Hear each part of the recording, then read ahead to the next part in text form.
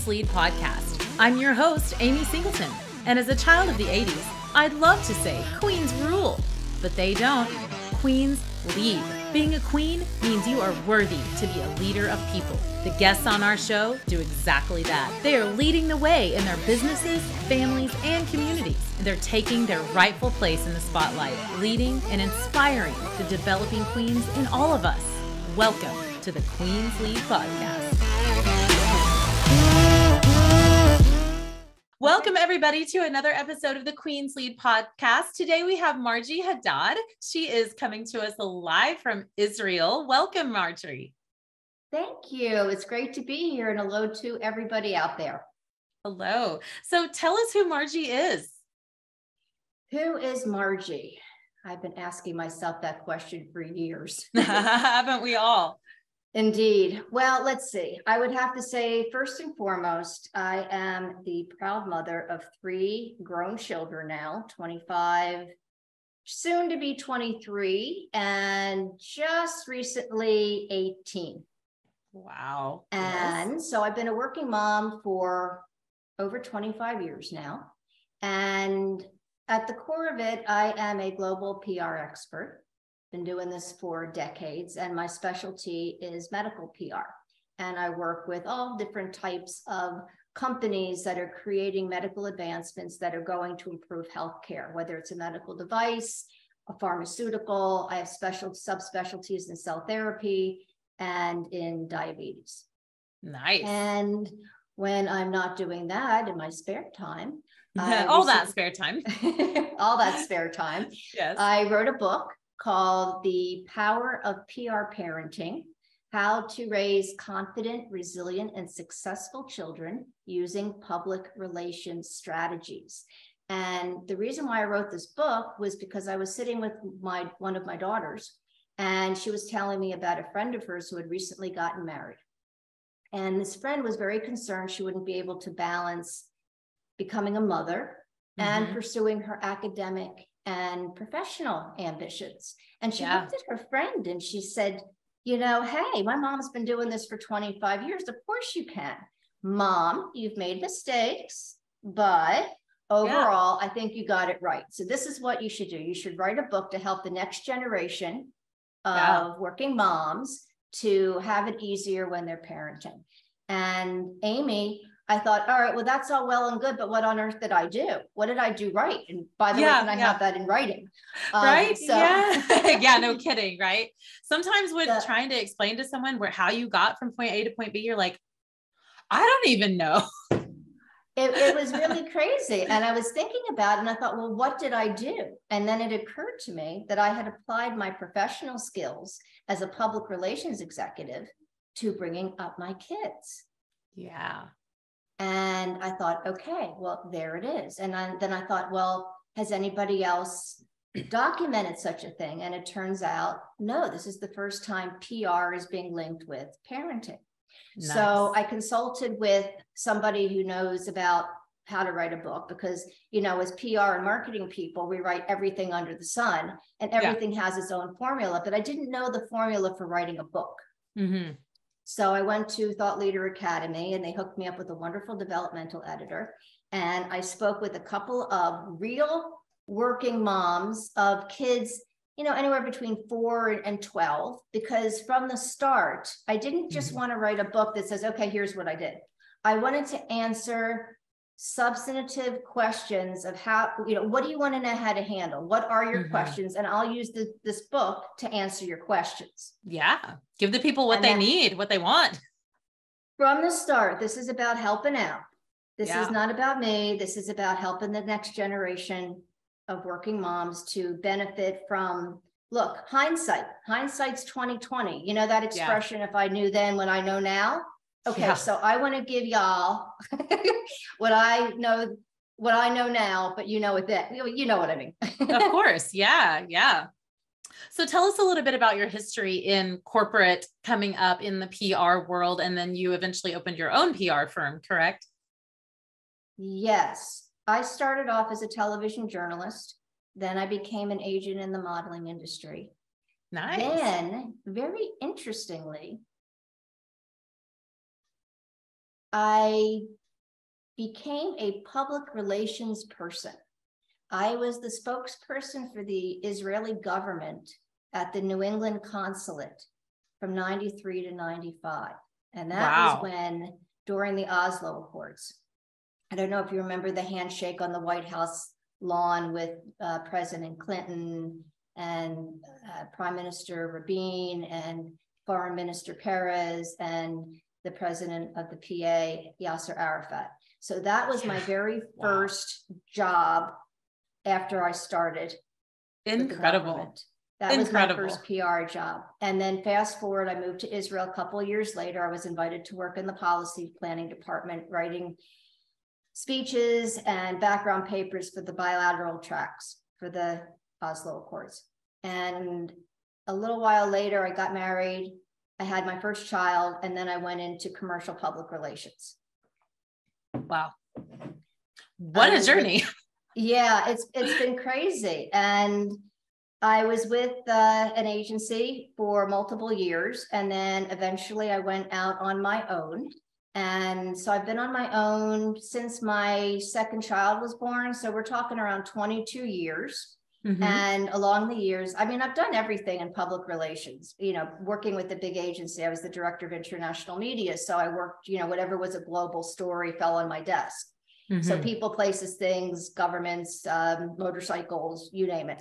So like Moto Guzzi, I don't know if you remember the Italian motorcycle company, but that was one of the clients back in the day. Oh, cool. So, and I have a Moto Guzzi jacket because that account worked out really, really well. So the chairman arranged for a jacket for me, which is in the closet. How cool. Yeah, and it's kind of fun. And I do let my kids borrow it. My son looks absolutely fabulous in it. Yeah, I'm thinking my 19-year-old son would just die to see that. That's awesome. That's so cool. It's a really fun thing. It's a really fun thing. So then I started on my own after number 2 came around. And that's when I got into medical PR. And I kind of slipped into it because we had a friend of the family who was ill. And I was researching clinical trials because Israel's really the land of the clinical trial. Startup nation, and med tech is one of its foremost things. So I figured if it's happening, and you know, it's probably happening here.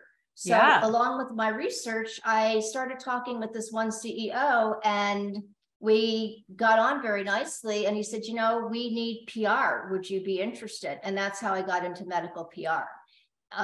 No formal background in the sciences, but I do understand it.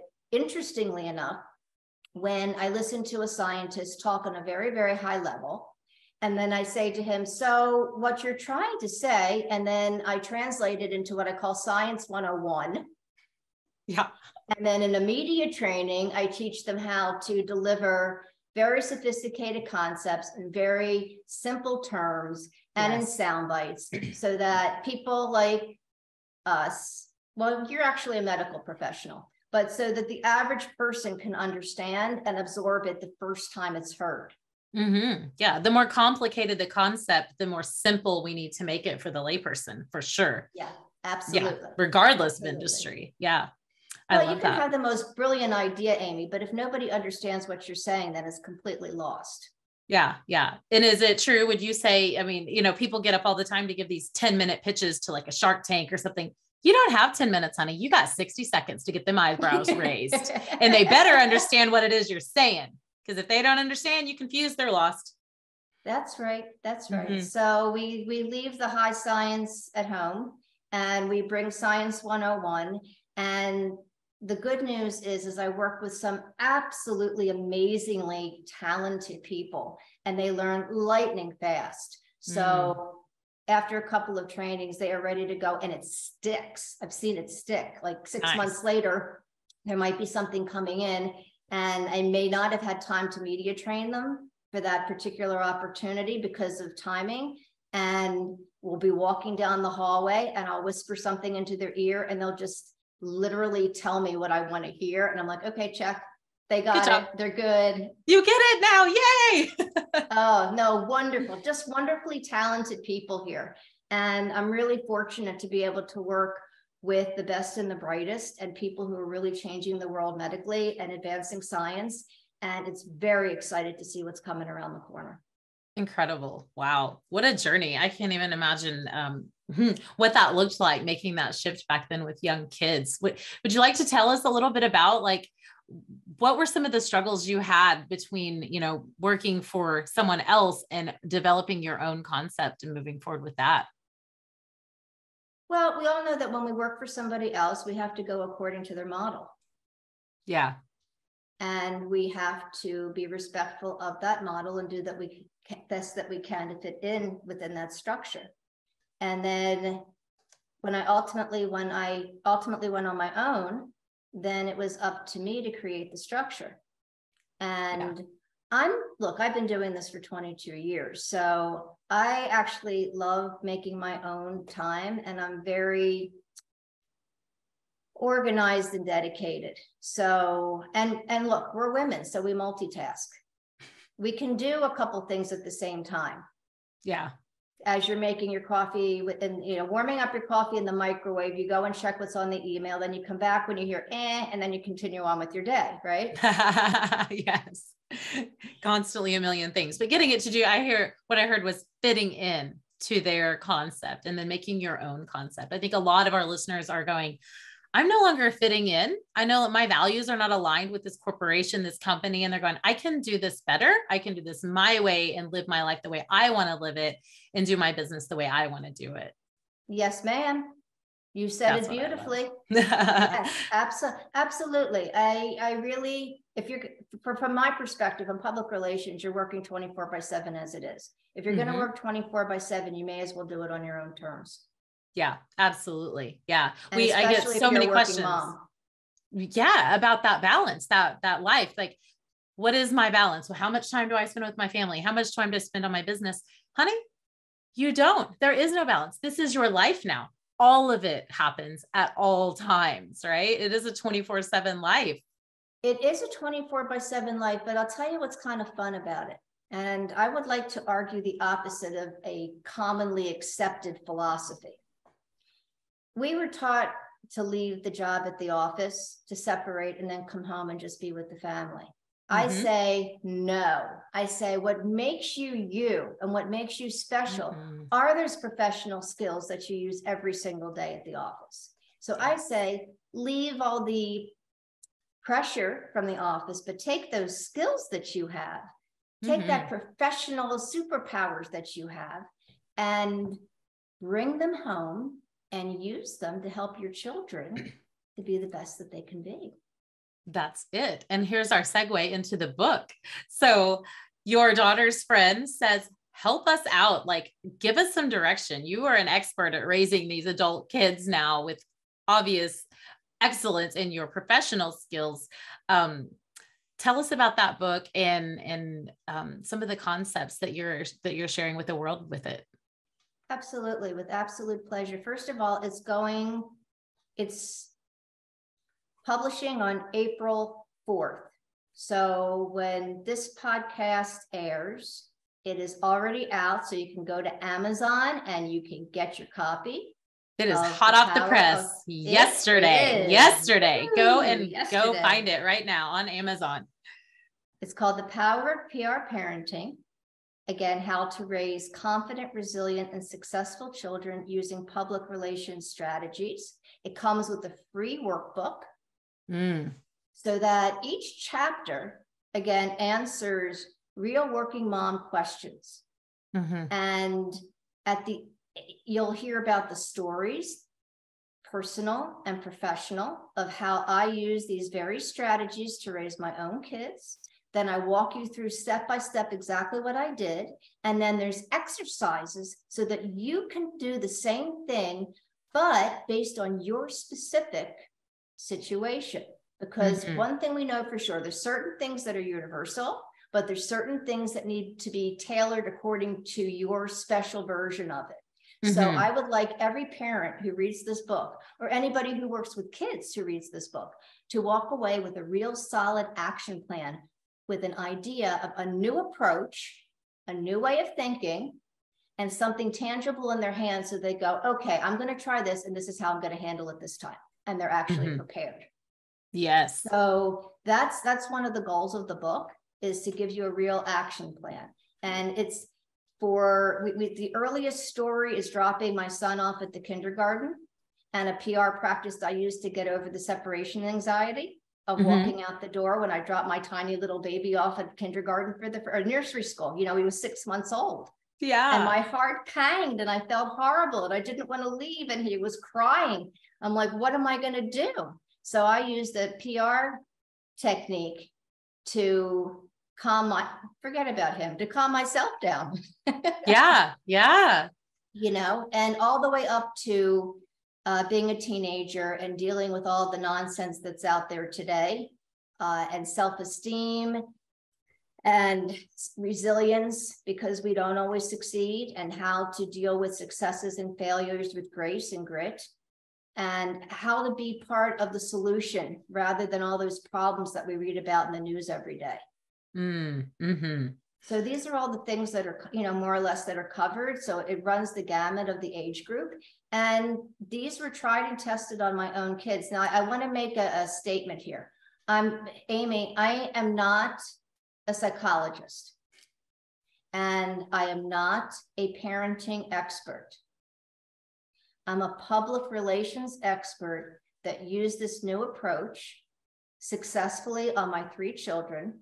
It worked for me. I want to show you what I did with the hope that it works for all the readers and all the working moms and all the interested dads out there. Yeah, absolutely. So tell us some of those. What were those as you started asking these young mothers? My kids haven't been really little in a long time. Mine are closer to your kids' age. Our oldest is 28. Then we have 25, 22, 19, and 14. And 3 grandchildren from the oldest. Oh my goodness, that's fantastic. Yeah. So tell me what those questions, what are these young mothers asking? What are they needing help through? What were the most commonly asked that you answered for them? They wanted to know how to deal with bullies, whether they're online or at school, whether they're kids or whether they're actually teachers, because teachers are known to bully too, or adults with authority. Oh, they wanted yes. to know something as simple as how do you get your kid to be willing to give up their pacifier without a major drama at home? They want to know, how do you build self-love and resilience using public relations skills? Because sometimes confidence is a really hard thing to instill in your child, especially when it's hard to grow up. And, you know, it's challenging. And especially today, I mean, back in the old days, Amy, you could go to school, go home, and I didn't have social media when I was growing up, and I guess you didn't either. And then today, it's all about, I mean, everyone's glued to their phone. So you know who's been invited, and you know who hasn't been invited based on the pictures. Yeah. So there's lots of stinging going on. And as parents, we can use certain practices to help raise our children into the sunshine, give them the self-esteem to take control of their own day and to control their own destiny, and not let anybody decide for them what's going to be for them. So tell us about, now I'm in marketing and we regularly put out press releases, which is not the same as public relations by any means. So tell us some of those core public relations concepts that maybe the guests might be completely unfamiliar with, and how we can relate that back. Give us some teasers maybe from the book and, you know, on those concepts themselves. That's fun. That's really fun. Okay. So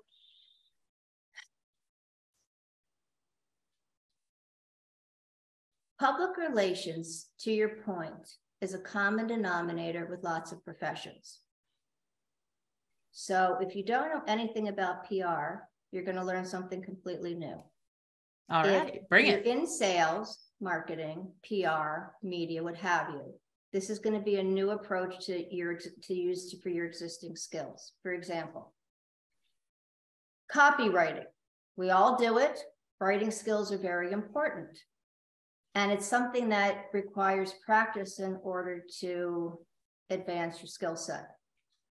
I say, let's begin in the very early stages. and let's take very natural rites of passage to start teaching the kids how to write. So if you have a natural rite of passage, then it becomes a tool to get the kid to go from point A to point B so that they can successfully do what they want to achieve, right? So now think about it. What happens in first grade biologically? First grade, you start losing your teeth. Yes. Oh, you are smart. Well done. That is really well done. Like, what was the most traumatic thing that happened to me in the first grade? I don't My teeth started falling out, right? Right, exactly. So what do you do when your tooth falls out? What's the traditional rite of passage when that happens? What did you do? You put it under your pillow and you wait for the tooth fairy. You get a little Okay. money. Correct. Okay. Let's take that an extra step. I asked my children to write a letter to the tooth fairy with a request. Oh, okay. Because in first grade, not only do you lose your teeth, but you're also starting to learn how to write. Because in kindergarten, you got your letters down, got your ABCs down. In first grade, they start to teach you how to put a sentence together, sentence structure. Mm-hmm. So I use that as an opportunity to teach my kids writing skills. And I would help them with content if they wanted, and they would write it down. And then I would sit next to them after they wrote their draft. And in a very soft color, never red, because red just is fire engine angry. Yes. Mark all over that paper. Yeah. I have them, teachers. Yeah. That I always hated when I got back any kind of anything with red marks. That just really upset me. Mm-hmm. But if I got something with yellow or pink or green, it never really bothered me. I was just looking for the changes, right? Mm-hmm. So then I would edit with my kids and I would say, this is one way to do it. Now here's another.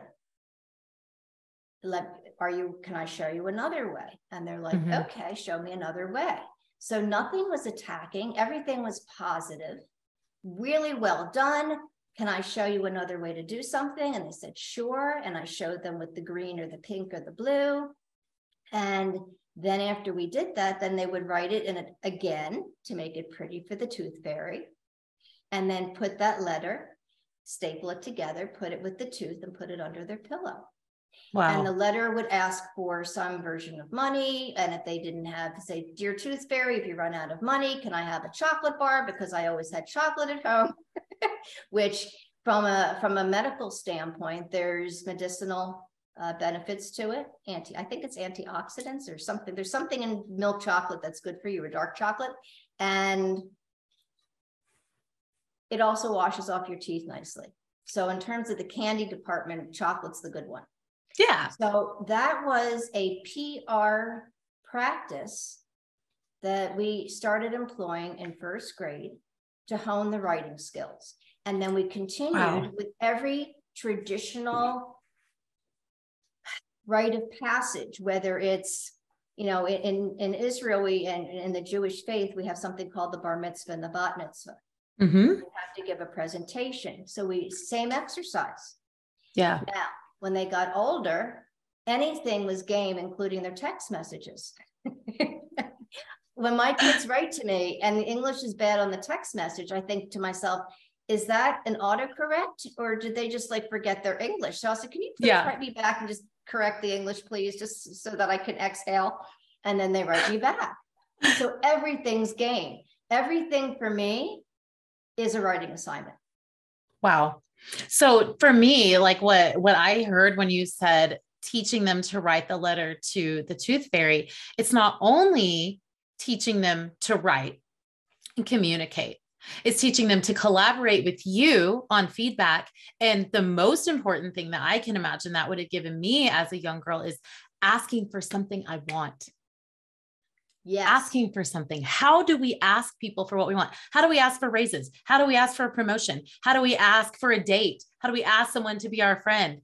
We aren't taught these skills as young kids. We just are taught, like you said, that rite of passage. You put your tooth, you get the thing.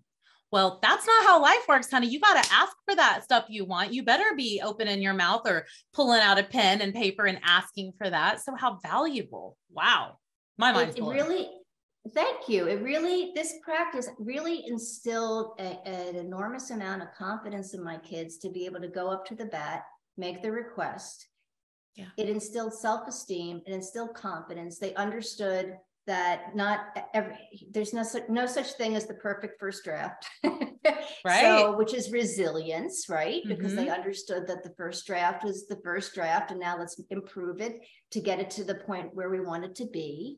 Mm-hmm. You know, all those things. So yeah, it's a really, really wonderful exercise that we literally continue until today.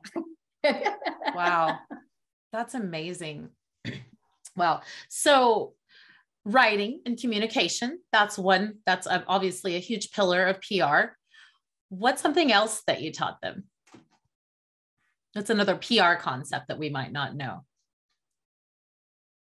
I taught them how to celebrate likenesses and commonalities as well as diversity. Okay. Because it's a big world out there. And in international public relations, we're constantly dealing with people in all sorts of different countries, different backgrounds, different cultures. And when you write a press release, as an example, and you put it out in English, that's one way of delivering the message. When you send that same information to Italy or Japan or France or Brazil, then you need to translate it. And those same words may not be received the same way. So you need to adjust it for the local flavor, which means that there's all sorts of different people with all sorts of different backgrounds and ways of approaching the same situation. And what I try to do with my children, whether with a passport and taking them to different places to be able to experience different cultures, I also made an effort to take them places just in our own backyard, or invite people from abroad who happen to be in town, you know, from my business. I have friends from all over the world, and whenever they come to Israel, they're always invited to our house, and they might come over and do the cooking, and then we get to enjoy cuisine from another country and from another background, which is really cool. Wow. And they also learn about the culture of that person. So by understanding that this world is made up of all sorts of different types of people, so we find what we have in common. Generally speaking, it's family and love of profession and wanting to do well and be successful, and health and those kind of things, and music. And we always seem to have friends who like to dance. And then there are the differences. And we go, oh, how cool is that? Tell me more about that. So we learn to enjoy both the commonalities as well as the differences. And because of that, it helps my children to be part of the solution rather than the problem of prejudice. That's so good. Yeah. So that's a very big international public relations, if you will, diplomacy type lesson that we've learned at home, and that I really hope that my children will pay forward to their children someday. And hopefully that's the beginning. That's how you establish peace ultimately, is by assuming peaceful interaction with people from other places. As long as the interaction is peaceful, then hopefully that will pay it forward, and we can really achieve peace sometime in the future. Wow, that's incredible. I mean, I grew up in Oklahoma, in the south central area of the United States, which is, very non-diverse, I would say. Well, when I was a child, it was very non-diverse, and we didn't travel much. So it wasn't until really adulthood that I started to truly understand those concepts of everything is not like the way things are is not the way things are. Those are the way things are where I am only. So exposing our children to those kind of concepts so much earlier on, I can see infinite value in that.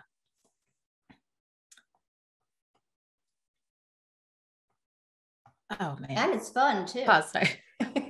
Yeah. And it's fun. So, how can someone expose their children to that? And maybe if they're not in the opportunity, they're not in a place where they can travel to different countries, what are some ways that we can begin to expose our kids to those concepts without having to go to that place? Sure. Well, think about sports events, think about artistic events, if a dance troupe is coming to town, or a sports event is coming to town, or someone in your circles is having some sort of a party for a rite of passage, or colleagues come from different countries, invite them to come home, have dinner, and tell your children about their countries. There's always somebody out there who's from somewhere else. And what's nice is to be accepting and understand that they have an interest in making friends and being part of the community, but also maintaining their culture. So it's always nice when you can invite them to share that culture. And I would assume that they would be receptive to that as well. And, you know, religiously speaking, I mean, there's all sorts of rites of passage and traditions and parties that are associated. So if your child's invited to one of those, encourage them to go and attend, to enjoy, but also to learn. Yeah. Just to be open and understands the way other people do things. That's awesome. So the book's coming out in April. Yesterday, we can go and buy it. Do you offer a way to work with you one-on-one for parents that may want additional help? Short answer, yes. I am starting a program at the end of May on Wednesdays. I believe the first class will be May 24th. 12 to 2 Eastern time, which is the equivalent of 7 to 9 my time. So I want to be coherent for everybody. And then this way we can deep dive into all of the lessons and techniques addressed in the book, but then also take those and get into whatever your situation is and help you to plan and get your action items and how to address things and any kind of questions that you would like.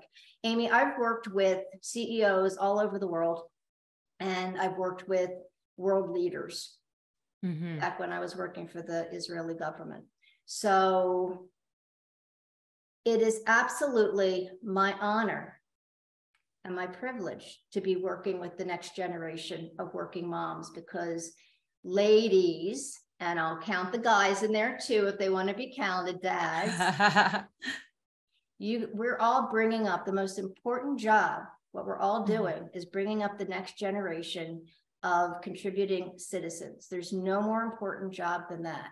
So as far as I'm concerned, what you're doing is stellar, and I want to be here to support you based on my experience and expertise and help you to have that 20/20 hindsight. So you don't have to make the same hiccups, but you can emulate the same successes and take that and use your own superpowers to help those kids at home. Do their thing, be their best, and best can be defined any way you want it to be. It can be success. Listen, Amy, success can be anything from getting good grades to doing well at your sports event or your artistic event to not burning the toast that morning. That's right.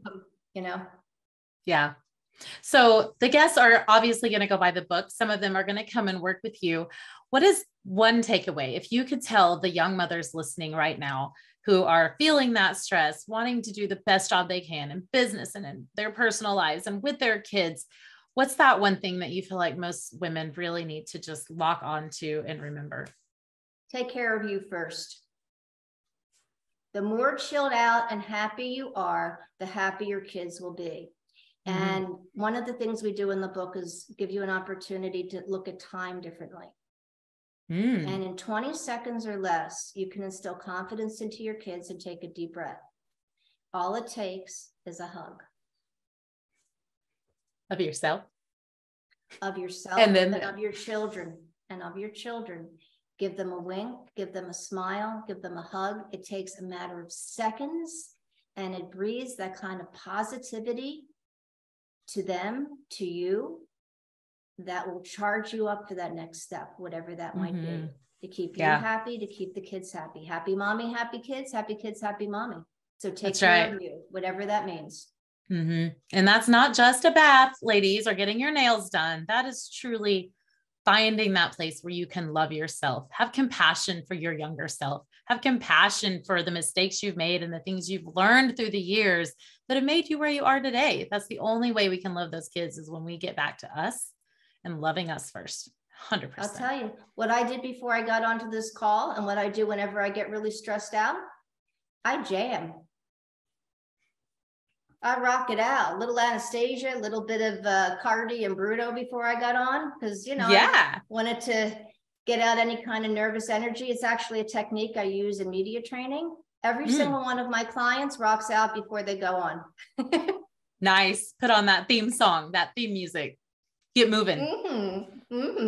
That's what I'm talking about. That's right up my alley. I love it. So we can buy the book on Amazon. Tell us where we can connect with you if they want, if the guests want to come and get some of that one-on-one coaching, group coaching, connect with you. Where's the best place to find you? Thank you. My book portal, which will have the program there and anything book related and program related and coaching related, is PR4.life. And 4 is spelled out FOR. So PRFOR.life. And you can reach me at Marjie, MARJIE, J like Japan, IE, at PR4.life. And everyone is invited to write to me. And I invite you to join the community, which you can do if you go on. And you also get a free download too of my top 10 PR pro tips for planning the perfect party. That's just my little gift to you. And you get to join the community. And that way we always have a connection together, and you'll have updates for whatever's going on. And it's all very exciting. And I genuinely look forward to working with all the moms and helping out as best as I can. And no question's a stupid question. Bring it on, ladies. Been there, seen it, and done it. Okay, I've been in all those movies. Can't scare me. Let me hear what's going on, and let's figure it out together. That's right. That's right. Well, thank you so much, Marjie, for being my guest and for being a queen that leads. Thank you so much.